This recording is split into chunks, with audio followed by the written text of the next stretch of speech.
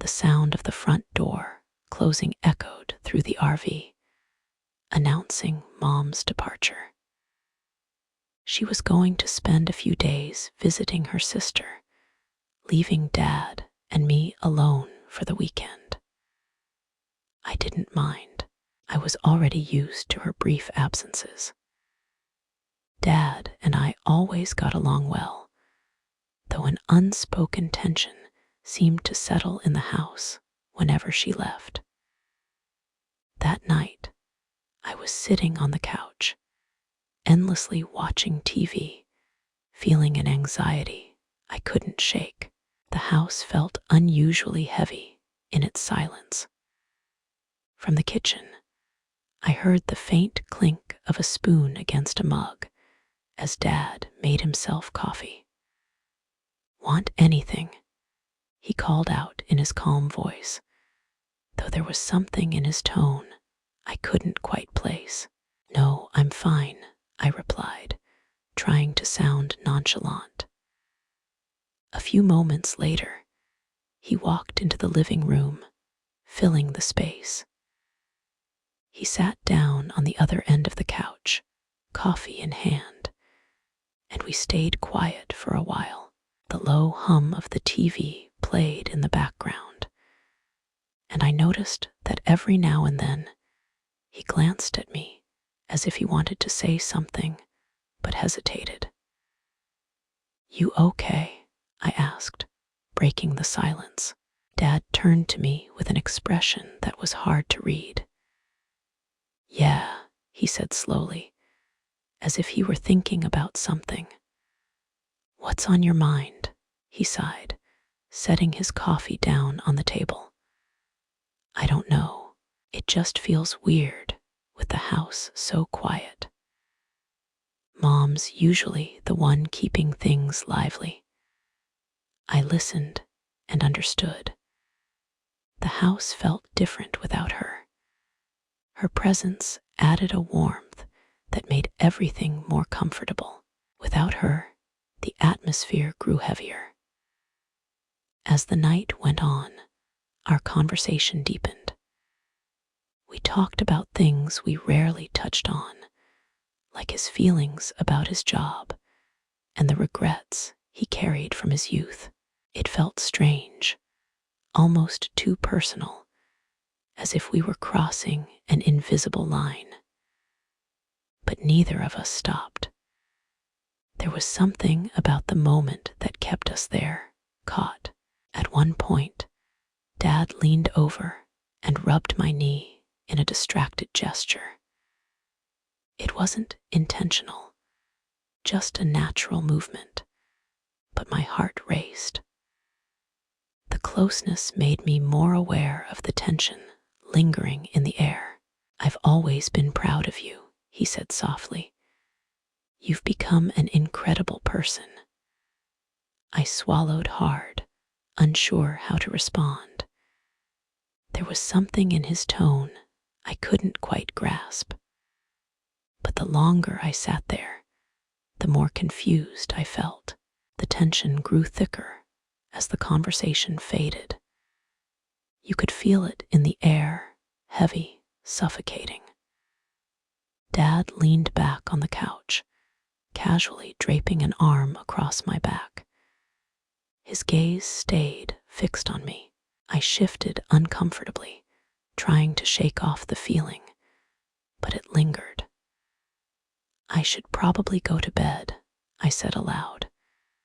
Feeling the need to escape, Dad didn't move right away. "Yeah, it's late," he agreed, though his tone suggested he wasn't ready for the night to end. I walked to my room, my heart pounding.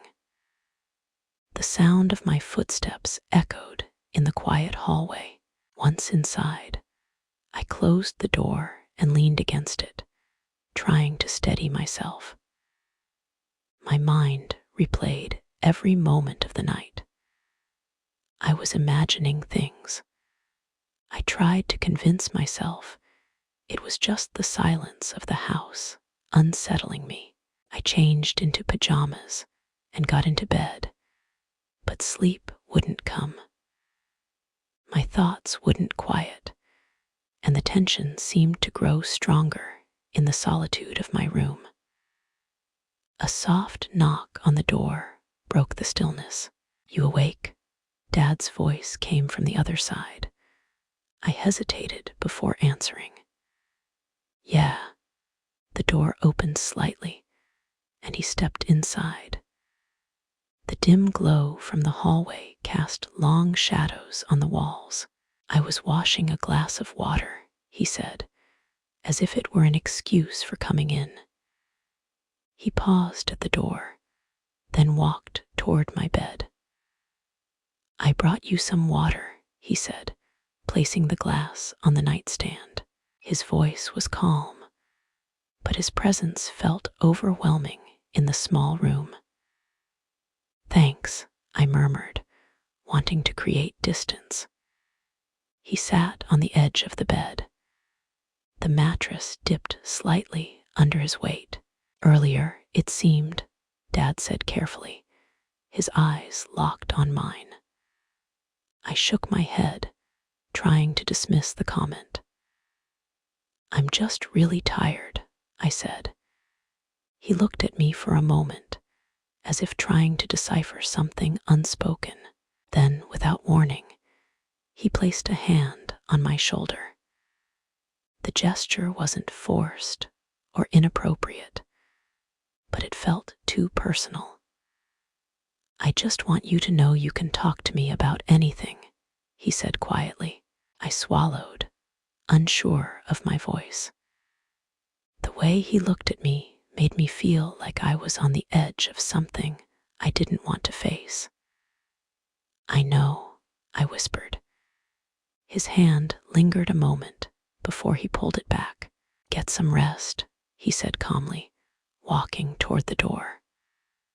Before leaving, he glanced back. His eyes held something I couldn't interpret. Then he disappeared into the darkness of the hallway, leaving me alone with the weight of what had just happened. The next morning, I woke up with a sense of unease. The house was eerily silent. I got dressed quickly, trying not to think about Dad's late-night visit. Something didn't feel right, but I couldn't tell if I was imagining it. When I walked into the kitchen, Dad was already there, wiping down the counter with a mug of coffee in hand. He greeted me with a casual smile, though the tension in the air lingered. "Morning," he said lightly, as if nothing unusual had happened. "Morning," I replied, trying to match his ease. I poured myself a cup of tea, avoiding eye contact. "I was thinking," Dad said, breaking the silence, "maybe we could spend some time together today, just the two of us." His tone carried a weight that felt more significant than a simple suggestion. I hesitated, unsure how to respond. "What did you have in mind?" I asked, trying to sound indifferent. "How about the lake? It's been a while since we've been there." The lake had always been one of our favorite spots when I was a kid, but now the idea of being there alone with him unsettled me. "Yeah, okay," I said finally, forcing a smile.